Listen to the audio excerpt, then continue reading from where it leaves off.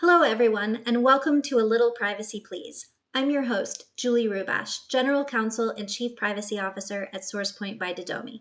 This weekly series is where we break down the most important developments in data privacy, what's happening, why it matters, and what you should be thinking about next. Today, we're starting with two stories that highlight how quickly privacy expectations are evolving.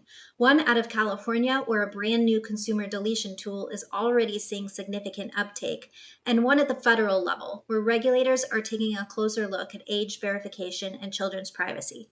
So let's start in California. The California Privacy Protection Agency's Delete Request and Opt-out platform, better known as DROP, has only been publicly available since January 1st, 2026.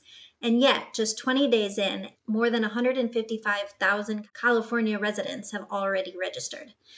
That's according to a press release from Governor Gavin Newsom. That number represents less than 0.5% of California's population, so not a lot, but it's still a meaningful signal, especially for data brokers and for companies that rely on data broker relationships as part of their revenue model. And here's why this adoption should get attention.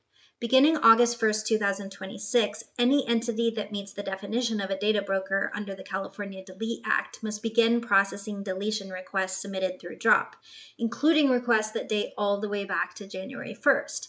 And unless a consumer specifies otherwise, a DROP request applies broadly. It covers all data brokers processing the relevant identifier type, whether that's a mobile advertising ID, a VIN number, a connected TV identifier, or basic information like an email address or a phone number.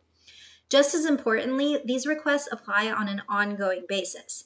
That means once a California resident registers with DROP, that person is effectively opted out indefinitely across the entire data broker ecosystem. So while the initial surge may taper off, the total number of registered consumers is only going to move in one direction, up. The takeaway here is that DROP is not just a compliance checkbox, it's a structural change. Even at 155,000 registrants, the cumulative impact on data availability, suppression obligations, and downstream data flows may be significant. And with 6 more months before enforcement begins, this is likely just the beginning. So if you're a data broker or if your business depends on data broker source data, now is the time to think about how this may impact your business. Assess readiness, understand identifier coverage, and prepare for a future where these opt-outs are persistent and industry-wide. Okay, let's move now to Washington. The Federal Trade Commission has released the agenda for its January 28th workshop on age verification, which signals renewed focus on how companies determine user age in online services. The workshop will explore the current age verification landscape, available tools, applicable regulations, and the challenges of deploying age assurance at scale. Participants include representatives from the FTC, of course, but also international regulators like the ICO and the CNIL, officials from several U.S. states, and a range of industry stakeholders.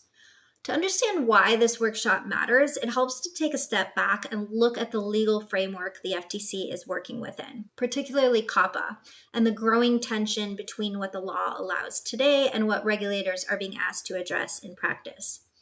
So under the Children's Privacy Protection Act, or COPPA, so-called mixed audience services, sites that may appeal to children under 13 but aren't primarily directed at them, are allowed to use age verification.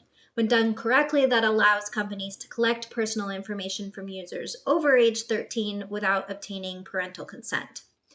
At the same time, several U.S. states have adopted or are considering laws that require or permit age verification or age estimation.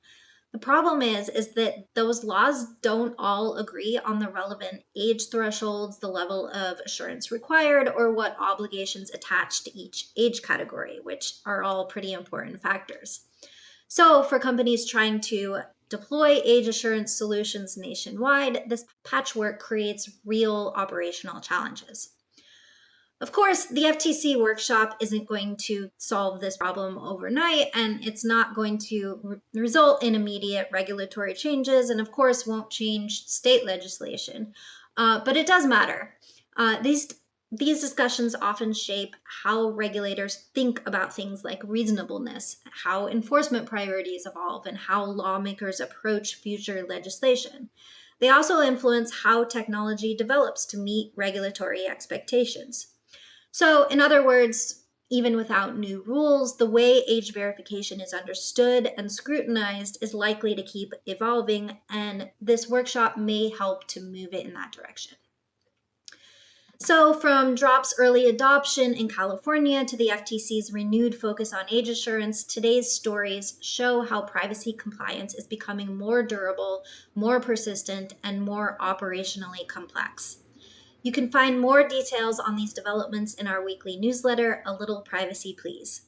I'm Julie Rubash. Thank you for joining me for our very first episode. I'll see you next week, and until then, go enjoy a little privacy, please.